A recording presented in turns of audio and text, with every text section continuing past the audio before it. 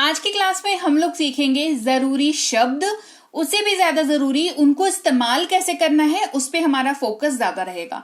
Class को शुरू करते हैं। काफी इंपॉर्टेंट वर्ड्स हैं जो आपको वाक्य में काफी इंपॉर्टेंट जगह रखते हुए नजर आएंगे।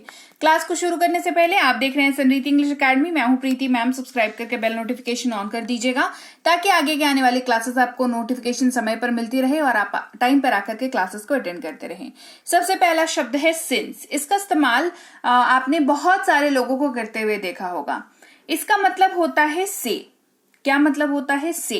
लेकिन ये से जो है वाक्य में किसी टाइम पीरियड को दिखाने के काम आता है। जैसे मैं जुलाई से यहां हूं, मैं जुलाई से यहां हूं, तो मान लो अभी अक्टूबर चल रहा है, मान के चलो अगर, तो जुलाई से आप यहां पर हो, आप ये कहना चाह रहे हो, तो आप जुलाई से लेकर के अभी तक के महीने का एक टाइम पीरियड दिखा रहे हो, एक समय का ड्यूरेशन को दिखा रहे हो। तो इसी वजह से आपने यहाँ पर सिंस का यूज किया से का ट्रांसलेशन की जगह पे, जबकि आपको से जो है उसका ट्रांसलेशन टू और फ्रॉम भी दिख जाएगा अंग्रेजी में, लेकिन उनका यूजेज बिल्कुल अलग है।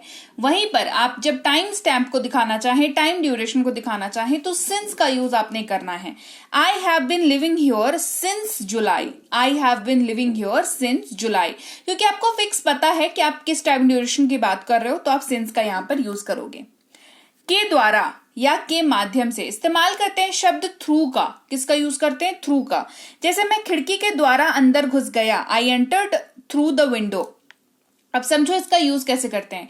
जब आप किसी एक माध्यम का इस्तेमाल करते हो ना, किसी चीज को करने के लिए या किसी जगह, एक जगह से दूसरी जगह तक पहुंचने के लिए, तो आप थ्रू वर्ड का यूज करते हो। किसका यूज करते हो? थ्रू वर्ड का यूज करते हो। कब? जब आप किसी माध्यम का इस्तेमाल करते हो। जैसे खिड़की का इस्तेमाल किया ना घुसने के लिए, खिड़की के द्वारा आप घुसे ना, खिड़की के थ्रू से आप घुसे, तो इसी वजह से थ्रू का हमने इस्तेमाल किया यहां पर। ठीक है, I entered through the window. फिर है टिल, जिसका इस्तेमाल होता है तक के अंग्रेजी के तौर पर। तक जब भी आप यूज करते हो अपने हिंदी के वाक्य में, उसकी अंग्रेजी कन्वर्ट करते वक्त आपको टिल का यूज करना है। जैसे मैं दोपहर तक इंतजार करूंगा, I will wait till noon. तो आपने यहाँ पर एक समय बता दिया, एक ड्यूरेशन बता दिया, मतलब एक समय स्लॉट आपने बता दिया, और वो मैक्सिमम लिमिट है, आप वहीं तक वेट करोगे। जैसे कहा ना कि दोपहर तक वेट करूंगा, तो दोपहर तक का समय अगर आपके लिए 2 बजे है तो आप 2 बजे तक वेट करोगे। इनफैक्ट बेसिकली जहां पर आपको पता है कि आपको अपर लिमिट पता है आपको, और आपने वो बता दी कि हाँ भाई इतना तक वेट करूंगा या करूंगी, तो हमने टिल का यहां पर यूज किया, I will wait till noon. की ओर इस्तेमाल करते हैं टूवर्ड्स का। ये काफी ज्यादा यूज होने वाला वर्ड है और ये आपको inward, outward, towards, इस तरीके से आपको इस्तेमाल होता हुआ ये दिख जाएगा। ये अगर आपने समझ लिया इसको यूज करना, तो आपका मतलब अच्छा खासा ये आपके वाक्यों में, आपकी जिंदगी में जगह लेगा। जैसे मेरे घर की ओर आओ, कम टूवर्ड्स माई होम। किसी को डायरेक्शन बताते हैं, है ना, कि इस ओर आ जाओ, आगे की तरफ आ जाओ, है ना, बाहर आ जाओ, या ऊपर गेंद ऊपर चली गई, है ना, मैं रेलवे स्टेशन की ओर जा रहा हूं। ये और वर्ड जो यूज होता है हिंदी में, उसकी अंग्रेजी को ट्रांसलेट करने के लिए हमारे पास है इस्तेमाल WARDS वर्ड्स का यूज करते हैं।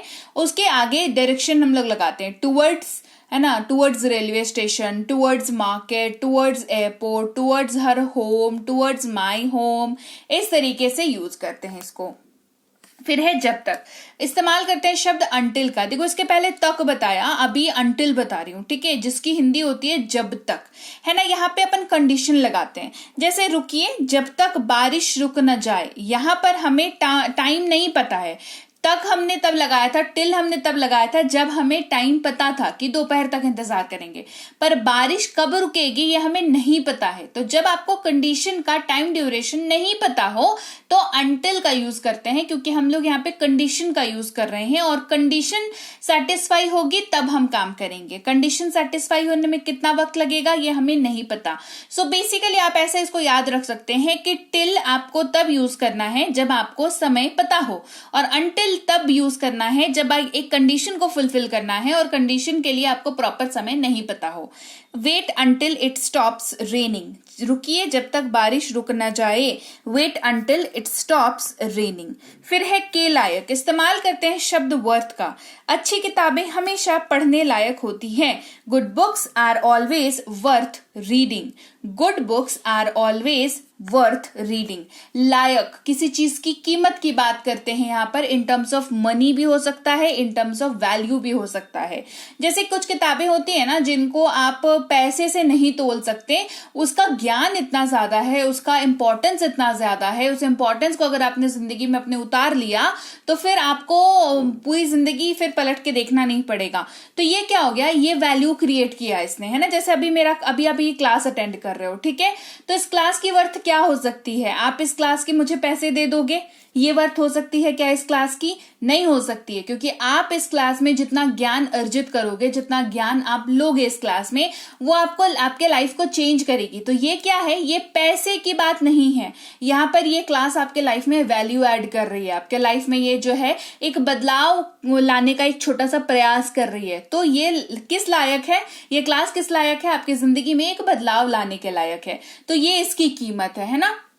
तो जब भी हम वर्थ की बात करते हैं, वर्थ वर्ड का यूज हमेशा लायक के लायक या लायक के तौर पर यूज करते हैं, जहां पर उसकी वैल्यूएशन जो है वो इन टर्म्स ऑफ मनी भी हो सकती है, इन टर्म्स ऑफ आपके वैल्यू भी हो सकती है। जैसे अच्छी किताबें हमेशा पढ़ने लायक होती हैं, good books are always worth reading. जैसे कुछ किताबें होती है, अगर आपको किताबें पढ़ने का शौक है तो आपको पता होगा कुछ किताबें ऐसी होती हैं जिसको आप 2 बार पढ़ो, 3 बार पढ़ो, 4 बार पढ़ो, फिर भी लगेगा कि नहीं इसको एक और बार पढ़ लेते हैं। मुझे नहीं पता आप लोगों को बुक पढ़ने की आदत है या नहीं है, पर हाँ कुछ किताबें हैं ऐसी, है ना, जिसको बार बार पढ़ोगे तो भी आपको नुकसान महसूस नहीं होगा।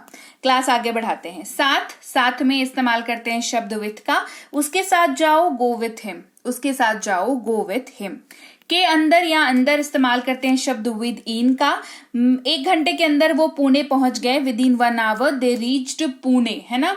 तो यहां पर क्या हो रहा है, विदिन का यूज कहां पर कर रहे हैं, विदिन का यूज आप एक टाइम फ्रेम को, अब जिसकी आपको दोनों लिमिट्स आपने फिक्स कर रखी, आप वहां पर यूज करते हैं। जैसे हमने कहा 1 घंटे के अंदर पुणे पहुंच गए, ठीक है, तो उन्होंने जब भी जर्नी चालू की थी उसके 1 घंटे के अंदर अंदर वो पुणे पहुंच गए, तो वो 1 घंटा जो है वो टाइम ड्यूरेशन है, जहां पर हमें पता है कि फिक्स है, वो 1 घंटा है ना, फिक्स है, टाइम ड्यूरेशन पक्के तौर पर पता है, तो विदिन का हमने यहां पर यूज किया। ऐसे ही सिचुएशंस में विदिन का यूज होगा, चाहे वो समय एग्जैक्टली हो या दिन एग्जैक्टली हो। जैसे मैं ये काम 4 दिनों के अंदर पूरा कर दूंगा, I will finish this work within 4 days, तो यहां पर दिन का हमने लिमिट बांधा।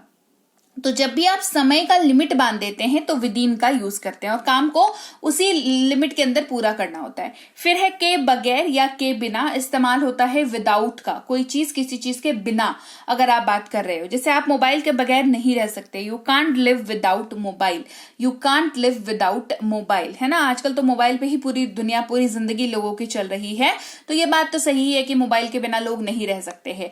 तो मोबाइल के बिना, है ना, कोई चीज के बिना की जब आप बात करना चाहें तो विदाउट का यूज करते हैं। साथ या साथ ही साथ, एज वेल एज का यूज करते हैं। वह मेरी परेशानियों के साथ साथ मेरी खुशियों को भी शेयर करती है, she shares my troubles as well as my joys. जहां पर आप 2 चीजों को जोड़ना चाह रहे हैं, 2 सिचुएशंस, 2 कंडीशंस को जोड़ना चाह रहे हैं, तो एज वेल एज का वहां पर यूज करते हैं। की ओर से इस्तेमाल करते हैं on behalf of, on behalf of, कभी भी आप किसी चीज की ओर से बात कर रहे हो, किसी के स्पोक्स पर्सन के हिसाब से रिप्रेजेंटेशन अगर हो रही है तो ऑन बिहाफ ऑफ वर्ड का यूज करते हैं। जैसे मैं अपनी पिता की ओर से जाऊंगा, I will go on behalf of my dad. इसको ध्यान से समझो। जैसे मान लो आपके घर पे किसी का निमंत्रण आया है ना, तो आपके पापा के नाम पे ही आएगा, जाहिर सी बात है, तो कार्ड पे नाम लिखा जाता है जो घर के बड़े होते हैं। मैं मान के चल रही हूँ फादर आपके बड़े हैं तो उनका नाम लिखा हुआ है, बट फादर को जो कोई काम है तो वो नहीं जा सकते हैं, तो उनके जगह पे आप जाओगे, तो आप अपने फैमिली, अपने फादर को रिप्रेजेंट करने उनके स्पोक्स पर्सन के हिसाब से वहां पे जाओगे। तो आप किसकी ओर से हो, आप अपने पिता की ओर से हो, एग्जैक्टली वो पर्सन नहीं, उन्होंने किसी और को अपने जगह पर भेजा है, अपना रिप्रेजेंटेशन करने के लिए भेजा है। ऐसे सिचुएशन में ऑन बिहाफ ऑफ वर्ड का यूज करते हैं। वजह से कारण से इस्तेमाल करते हैं बिकॉज ऑफ, मुझे उसकी वजह से देर हुई, I was late because of him. ठीक है, तो ये कारण से, वजह से की जगह पर इसको यूज कर सकते हैं। से या तक इस्तेमाल करते हैं टू का, मुझसे झूठ मत बोलो, do not lie to me. और इस तक का इस्तेमाल कैसे होता है, सोमवार से शुक्रवार तक, मंडे टू फ्राइडे, ऐसे है ना। ये टू का मैंने दोनों इस्तेमाल आपको बता दिया। पास में इस्तेमाल करते हैं क्लोज टू, मैं रेलवे स्टेशन के पास में हूं, I am close to railway station. ये एज इट इज यूज होता है नॉर्मल वाक्य में, जब भी आप कोई चीज पास है उसके बारे में बात करना चाह रहे हो। फिर है नेक्स्ट टू, जो कि के पास के तौर पर यूज होता है, मैं आपके घर के पास में हूं, I am next to your home. ये ज्यादा क्लोज है तब यूज होता है, वो थोड़ा सा डिस्टेंस में है, क्लोज टू तब यूज होता है। ठीक है, फिर के चलते इस्तेमाल करते हैं ड्यू टू, मैं अपने काम के चलते जल्दी में हूं, I am in a hurry due to my work, है ना। तो कोई रीजन आपको जब अटैच करना होता है अपने कारण के साथ, तो मतलब अब कोई कारण आपको अटैच करना होता है अपने वाक्य के साथ, तो आप ड्यू टू का इस्तेमाल करते हैं। जहां तक, एज फार एज, जहां तक मैं देख सकता हूं, as far as I can see, as far as काफी यूज होता है, एज फार एज मेरी बात है, जहां तक कि मेरी बात है तो मैं ये एक ना बोलने का लहजा होता है, एक बोलने का तरीका होता है। तो जहां तक मैं जानता हूं, जहां तक मुझे पता है, जहां तक आपकी बात है, जहां तक मेरी बात है, तो हिंदी में ये काफी प्रचलित है कॉन्वर्सेशंस के दौरान। अंग्रेजी में सेम कॉन्वर्सेशंस करनी है तो एज फार एज का यूज करेंगे जहां तक के जगह पर। ठीक है, के अनुसार, अकॉर्डिंग टू, मेरे स्कूल के अनुसार, अकॉर्डिंग टू माई स्कूल, जहां पर आप किसी एक अपर बॉडी को रेफर करते हो कि इसके हिसाब से ऐसा बोला गया है, मतलब आप अपने ऊपर दोष नहीं ले रहे हो, समझ रहे हो बात को, आप अपने ऊपर ब्लेम नहीं ले रहे हो, आप किसी एक हायर अथॉरिटी को बता रहे हो कि अरे उनके अनुसार, सरकार के अनुसार ऐसा है कि इस दिन छुट्टी होगी, है ना। तो आपने क्या किया कि मैं नहीं कह रहा भाई, सरकार के अनुसार मैं बता रहा हूं आपको, है ना। तो ये ठीकरा बेसिकली किसी गवर्निंग बॉडी, किसी अपर बॉडी को बोलने के लिए यहाँ पर अकॉर्डिंग टू, उनके, ऐसे करके यूज होता है। के अनुसार या के हिसाब से, एज पर, ये भी लगभग सेम है, इसका भी यूज। मेरे अनुसार ये इस तरह होना चाहिए, मेरे हिसाब से ये इस तरह होना चाहिए, as per me it should be like this. फिर के सामने इस्तेमाल करते हैं इन फ्रंट ऑफ, के सामने या के आगे इन फ्रंट ऑफ का यूज करते हैं। वह हवाई अड्डे के सामने रहती है, she lives in front of the airport, in front of the airport, है ना। तो के सामने, सामने मतलब उसकी बालकनी से शायद एयरपोर्ट दिखता हो, तो वो इन फ्रंट ऑफ के तौर पर। तो लीजिए भाई, ये थी आज की क्लास। तो क्लास अगर आप यहाँ तक देख रहे हैं, इसका मतलब है कि आप बहुत सीरियस हैं अंग्रेजी बोलने को लेकर के, और यकीन मानिए ये क्लास आपके बहुत काम आएगी अंग्रेजी बोलने को लेकर के। तो क्लास कैसी लगी कमेंट करके मुझे जरूर बता दीजिएगा। क्लास को लाइक और शेयर तो आपने कर ही दिया होगा। आप देख रहे हैं संरीति इंग्लिश अकेडमी, मैं हूं प्रीति मैम। सब्सक्राइब करके बेल नोटिफिकेशन भी फटाफट से ऑन कर दीजिए। इसके अलावा हमारी जो ऐप है संरीति इंग्लिश अकेडमी, सेम नाम से ऐप है, वहां पर आपको बेसिक से प्रो स्पोकन इंग्लिश का कोर्स, इंग्लिश राइटिंग का कोर्स जिसमें आप अंग्रेजी लिखना सीखते हैं, इंग्लिश ग्रामर का कोर्स, इंग्लिश रीडिंग का कोर्स आपको मिल जाएगा ऐप पर। इसके अलावा अंग्रेजी पढ़ने में अगर दिक्कत आती है, स्पेलिंग्स में दिक्कत आती है, तो ये अंग्रेजी पढ़ने का रामबाण ट्रिक, ये जो किताब है ये अमेजॉन पर अवेलेबल है। आप सिंपली इस बुक का टाइटल यहां से देख करके आप अमेजॉन पे सर्च करके इस बुक को अपने घर पर कैश ऑन डिलीवरी के साथ भी मंगवा सकते हैं। इसके अलावा अगर आपको ई बुक्स की जरूरत है, तो चाहे वो वर्ड मीनिंग की ई बुक हो, टेंसेस की हो, आपके स्पोकन इंग्लिश की हो, ग्रामर की हो, या मिनी स्पोकन इंग्लिश स्ट्रक्चर्स की हो, जो कि क्विक रिवीजन का आपको मौका देती है, क्विक समझने का आपको मौका देती है, ये सारी की सारी ई बुक्स जो है हमारी ऐप पर अवेलेबल है। ऐप में जाकर के आप इनको इजीली वहां पर ले सकते हैं। इसके अलावा हमारी क्लास, हमारी पेड क्लास या किसी भी तरीके की अंग्रेजी को लेकर के समस्या अगर आपको आ रही है, तो इस नंबर पर व्हाट्सएप मैसेज करके आप हमारे साथ संपर्क कर सकते हैं, हमारे ग्रुप में जुड़ सकते हैं।